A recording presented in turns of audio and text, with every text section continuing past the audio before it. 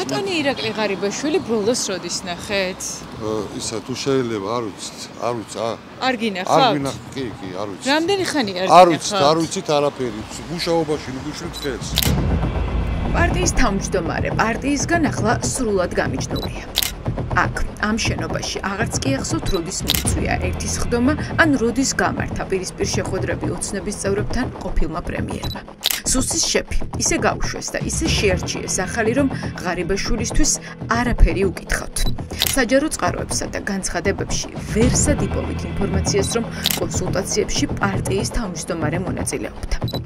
ფინანსთა სამინისტროს საგამოძიებო სამსახურის შეფიც და აჭარის მთავრობის მეთაურიც ისე გაუშვეს რომ ღარიბაშვილი საქმის კურსში არ ჩაუყენებიათ. არადა წესით ირაკლი ღარიბაშვილი პარტიის თავმჯდომარეა, რომლის წევრებიც კობახიძის წარდგინებით ცვლილებებს ამტკიცებენ. სახეზე ხო ცნობთ ირაკლი ღარიბაშვილს? მის ძვირადღირებულ მანქანებსაც ცნობთ დიდი ალბათობით და სად არის ეს კაცი? პარტიის თავმჯდომარე ხო არის? პრესენცია. ბოლოს როდის შეხვდა პარტიის წევრებს? რამე სხვა ოფისი აქვს და არ ვიცით? ასეთი დისკომფორტია მისთვის აქ მოსვლა? ძალიან დიდი ხანია არ უნახავთ ამ ოფისში ბატონი ღარიბაშვილი და რატომ არ იცით თქვენ? ირაკლი ღარიბაშვილი ძირითად დროს სახლში მოსაშვილის ქუჩაზე ოჯახის წევრების გარემოცვაში ატარებს და როგორც მეზობლები ყვებიან სარემონტო სამუშაოებითა და ავეჯის შეცვლითაა დაკავებული.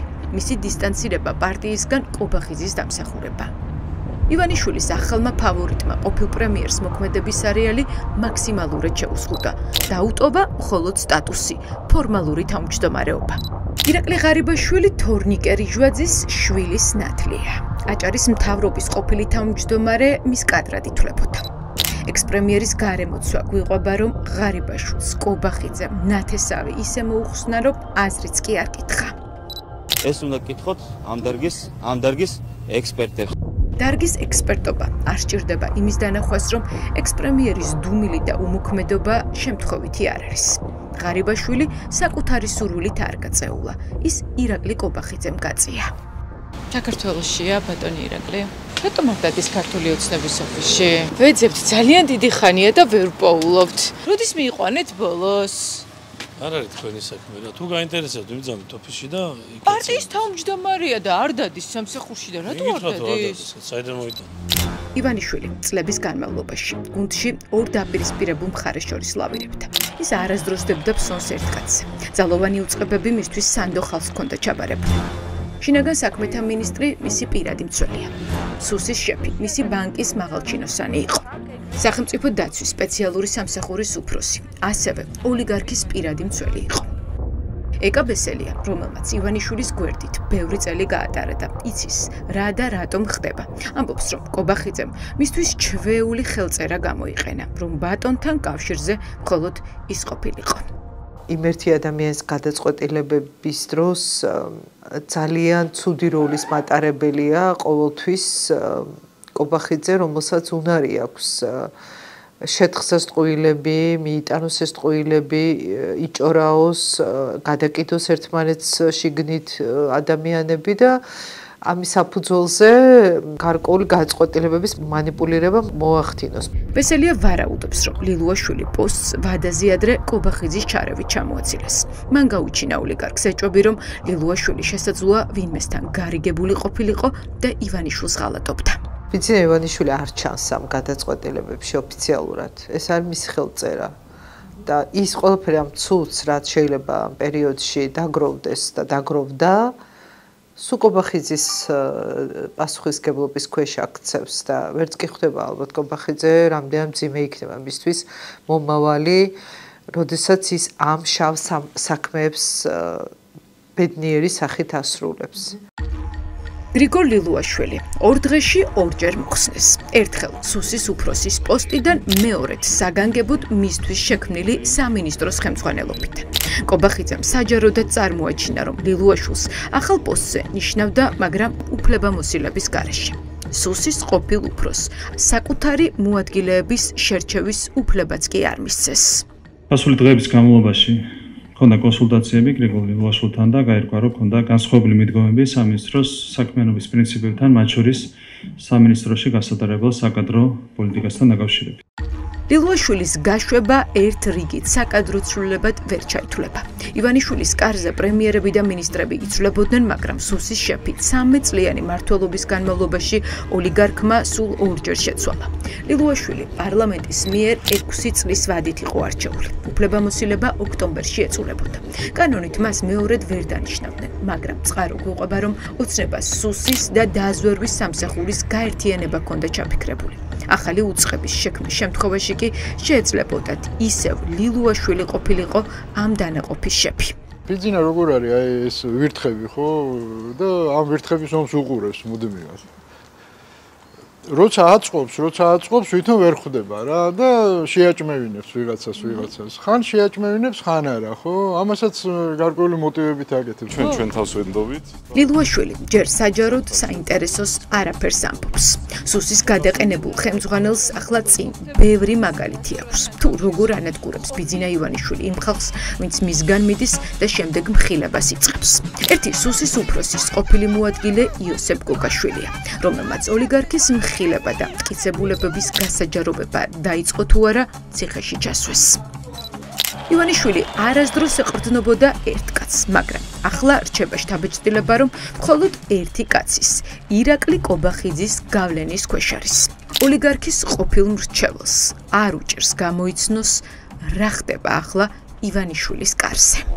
აპირებს რომ ხელი შეახოცოს აი ამ პატარა ბიჭების გუნდს ყველაფერზე, თავისი ადამიანები გამოყავს, მთლიანად კიდევს მათ პასუხისგებლობას, რომ მე ერთიანად ჩარეცხოს. ირაკლი კობახიძეს ტენის ნელ-ნელა ბიძინა ივანიშვილი ყველაფერს, რომ ქვეყნის შიგნით და ქვეყნის გარეთ რაღაც მომენტში სათქმელი კონდეს, რომ რაც მოხდება, იმაზე პასუხისგებლობა აიცილოს, ხო და თქვას, რომ მე ეს ყველაფერი არ ვიცოდი. ლილუაშვილი გაუშვეს, მაგრამ როგორც ჩანს ის ბოლომდე ვითარების გამწვავებას ერიდება. დღეს, როცა კობახიძე ანდრე ოხანაშვილი სუსში მიიყვანა და თანამშრომლებს წარუდგინა, იქ იდგა ლილუაშვილიც. ვიცნობ რა ბატონ ლილუაშვილს, მის ხასიათს, მას ვიცნობ ამ ადამიანს. კარგად, ერთსაც ვიცნობ და მეორესაც ვიცნობ. ოხანაშვილის მემკვიდრეობა, ჩემი აზრით, უნდა იყოს პირადი შეურაცხყოფელი მისთვის. აი პირდაპირ მნიშვნელობით, შენი მემკვიდრე რო ხდება ოხანაშვილი, მე ვფიქრობ, რომ ეს არის მისი პირადა დამცირება ბიძინა ივანიშვილის მხრიდან. ოცნების ყოფილი წევრები და ივანიშვილთან ერთდროს დაახლოებული ადამიანები არ გამორიცხავენ, რომ ლილუაშვილი ოლიგარქმა დროებით გაწია და მას სულ სხვა თანამდებობისთვის ამზადებს. ეს მმართველობის მიწურულს სააკაშვილმა გააკეთა, როცა ნაციონალური მოძრაობის ხერხემალი, შინაგან საქმეთა მინისტრი მერაბიშვილი მოხსნა და პრემიერად გადაიყვანა. მე ვფიქრობ, თვითონ ლილუაშვილს უნდოდა ამ სიტუაციიდან გაძრომა, იმიტომ რომ თავის პერსპექტივას უყურებს მომავალში თუ როგორ შეიძლება განვითარდეს მოვლენები. არის კიდევ ერთი ფაქტორი, ნდობა. მას შემდეგ, რაც ივანიშვილის მილიარდების ყოფილი მმართველი გიორგი ბაჩიაშვილი საქართველოდან ისე გავიდა, რომ სუსმა ამის შესახებ ვერაფერი გაიგო, დაიწყო შიდავნებათა ღელვა და ეჭვიანობა. ივანიშვილი დააჯერეს, რომ ლილუაშვილი ბაჩიაშვილს კარგად იცნობს. უმუშავიათ ერთადაც და არ არის გამორიცხული, რომ ბაჩიაშვილი ლილუაშვილს გაურიგდა. მის მიმართ უნდობლობა უკავშირდებოდა მინიმუმ ორ საკითხს. ერთი მხრივ ეს იყო მისი ჯერ კიდევ შენარჩუნებული რენომე საერთაშორისო და მისი სავარაუდო კავშირები თანამშრომლობითი რაღაცა ტიპის ფორმატების შენარჩუნება ამერიკის შეერთებულ შტატებთან და მეორე მხრივ სავარაუდოდ მას არაპატიეს რაღაც ტიპის კონკრეტული ამოცანა პოლიტიკური ოპონენტების კონტროლი დევნა, აი ჩვენ მოვისმენთ ხო თქვა ბაჩიაშვილთან დაკავშირებული ამბავი. გიორგი შაიშმელაშვილი ვარაუდობს, რომ ლილუაშვილის მიმართ უნდობლობა გუნდში სწორედ ამერიკასთან კავშირების გამოა გაჩენილი. ეს ეჭვები გააძლიერა შავი სიის მიღმა დარჩენამაც. გრიგოლ ლილუაშვილი არც ამერიკულ და არც ბრიტანული სანქციების სიაში არ მოხვედრილა. როგორც მაფიოზური რაღაცა სისტემა, ისე იმართება ჩვენი ხელისუფლებას, თუ ხარ დასანქცირებული, ხარ სანდო სისტემისთვის. ლილუაშვილი გააგზავნეს შეერთებულ შტატებში, კი ბატონო, ორჯერ, მაგრამ მას დააკისრეს შეუსრულებელი ამოცანა. ხო, ივანიშვილი ითხოვდა ამერიკელებისგან, რომ თქვენ აღიარეთ, რომ ეს საქართველოში რასაც მინდა იმას ვიზავ, აქ არ იქნება არც პოლიტიკური უფლებები, არც სამოქალაქო უფლებები, არც მედია, არც ოპოზიცია, არც არაფერი, რაც საკეთებს გეთ ახლა. ოღონდ თქვენ ამაზე ხმა არ ამოიხოთ. ამისიაც ლილუაშვილი არ მინდა როგორ შეასრულებთ. ლილუაშვილი ოცნებიდან ლამის ერთადერთია, ვისაც ამ დრომდე აქვს კონტაქტები შეერთებულ შტატებთან. 2024 წლის ზაფხულში შეერთებულ შტატებთან დაძაბული ურთიერთობების ფონზე ლილუაშვილი ვაშინგტონში საქმის დასალაგებლადაც იყო ჩასული, მაგრამ მაშინ მას ეს არ გამოუვიდა. ივანიშვილი მაინც დაასანქცირეს. რატომ გაუშვეს თანამდებობიდან ლილუაშვილი დროზე ადრე? ყველას თავისი ვერსია აქვს. ვინ აიძულა, რამ აიძულა ივანიშვილი რომ დაეთმო საკვანძო ფიგურა. კობახიძე რომ ამას ვერ აიძულებდა, თავის დავაცხადი. ერთადერთი, ვისაც ამის გაკეთება შეეძლო, არის რუსეთი, იმიტომ რომ ისინი ფიქრობენ, რომ თქვა საქართველოს უკვე მზადაა პირდაპირ რუსული მმართველობისთვის, რომელიც კობახიძის და მისი კლანის ხელით შედგა განხორციელდეს. რუსული გავლენები საქართველოზე სულ უფრო და უფრო იზრდება და უფრო ნათელი ხდება, რომ ოლიგარქს ახლა უფრო მეტი დავალების შესრულება უწევს ვიდრე წარსულში. რუსული სპეცსამსახურების ინტერესებში შედის მთლიანად ქვეყანაზე კონტროლის დამყარება. რეალურად ეს არის მათი გაცხადებული მიზანი, მათ პოლიტიკური სამხედრო უსაფრთხოების თვალსაზრისით, ამიტომ ნებისმიერი გადმოსახედიდან იქნება ეს სუსი, იქნება ეს საგარეო საქმეთა სამინისტრო, ნებისმიერი უწყება საქართველოს პოლიტიკური სისტემის, ან მმართველობითი სისტემის კონტროლის ქვეშ მოქცევა არის რუსული არ მხოლოდ სპეცსამსახურების, ზოგადად რუსეთის სახელმწიფოს გაცხადებული და სტრატეგიული ამოცანა. სუსის ახალი შეფი დე-ფაქტო პარლამენტმა პარასკევს დაამტკიცა. ანდრიო ხანაშვილი სამთავრობო ლოჟაში მარტო იჯდა. თავშეკავებით იხდიდა მადლობებსაც სამთავრობო ადგილიდან. მაგრამ აღმოჩნდა, რომ დარბაზში ერთი გულმხურვალე გულშემატკივარი ყოლია. ლადო კახაძე, რომელმაც საპასუხისმგებლო თანამდებობაზე დანიშნულ ხანაშვილს გუნდური მილოცვა არ აკმარა. ოხანაშვილი ამ კედლებს კარგად იცნობს. ამის მიუხედავად საკანონმდებლო ორგანოს დერეფნებში გუშინ თანხმლებ პირებთან ერთად ახალი სტატუსით ისე მოძრაობდა, როგორც უცხო. რჩებოდა შთაბეჭდილება, რომ ანდრიო ხანაშვილი უკვე როლში იყო. არადა აქ, ამ შენობაში, მუშაობა პარლამენტის აპარატის თანამშრომლად ირაკლი კობახიძემ დააწყებინა. გზაც ნელ-ნელა კობახიძემ გაუყვალა. ჯერ პარტიულ სიაში ჩასვა, შემდეგ კი იურიდიული კომიტეტის თავმჯდომარედ დანიშნა. მაგრამ კობახიძის მეგობარი მალე ივანიშვილის ფავორიტიც გახდა. ოხანაშვილი იყო ადამიანი, რომელმაც 1 ოქტომბერს ნაციონალურ მოძრაობას მიცა ხმა. ჩვეულებრივი ნაცია არის და სხვათა შორის პირველად არის, როდესაც ესეთი ყოფილი პორტირებული ნაცი გახდა ძალოვანი უწყების ხელმძღვანელი. ოცნების ყოფილი წევრი ფიქრობს, რომ სუსი ახლა არასერიოზული ბიჭების კობახიძის და ოხანაშვილის ხელში გადადის, რომელიც უპირობოდ შეასრულებს ყველა მითითებას, ოღონდ ლიდერს თავი მოაწონოს და უთხრას, რომ ამ პოსტისთვის ზედ გამოჭრილია. ინფორმაცია მოხვდეს საიდუმლო სახელმწიფო ინფორმაცია ამ არასერიოზული ხელის ბიჭების ხელში, ეს ჩვენ სახელმწიფოს გრძელვადიან ინტერესებს უსაფრთხოების რა თქმა უნდა დააზიანებს. კობახიძე ივანიშვილის საკადრო გადაადგილება შეეხო ანდრიო ხანაშვილის ყოფილ მოადგილეს, დაჩი ირაკლი ბერაიას. ის ჯერ იუსტიციის სამინისტროში ახალ გარემოს შეგუებული არ იყო, რომ მოულოდნელად ფინანსთა სამინისტროს საგამოძიებო სამსახურის უფროსის თანამდებობაზე დანიშნეს. თუ შეიძლება მითხარით, რატომ გადაგიყვანეს იუსტიციიდან ფინანსთა სამინისტროს საგამოძიებო სამსახურში? გადაგიყვანეს, დაგნიშნეს, გადმოგიყვანეს. ჩვენ არ ვართ კაცო ეს ადამიანები ვართ სულიერი არსებები, რას ნიშნავს გადაგიყვანეს და გადმოგიყვანეს. ქონდა კონსტატაციები, ჩამოყალიბდით ერთ პოზიციაზე, შემდგომ ქონდა ისო კონსტატაციები სხვა გარემოების გათვალისწინებით და ჩამოყალიბდით სხვა პოზიციაზე. ისთან იყო ეს კონსულტაციები ბატონო დაჩი? არ გეტყვით მაგას, რა თქმა უნდა. ბატონი ბიძინა ივანიშვილის იყო? რატომ უნდა ჩაერიოთ თქვენ ახლა ჩვენს კონსტატაციების პროცესში? დაჩი ბერაია, სოსო რამიშვილი 2 აპრილს შეცვალა. სატელეფონო ინტერვიუში ბერაია გვიდასტურებს, რომ ღარიბაშვილის კადრმა რამიშვილმა უწყებაში დარჩენა აღარ ისურვა და წავიდა. სოსო რამიშვილს ტოვებთ სამსახურში?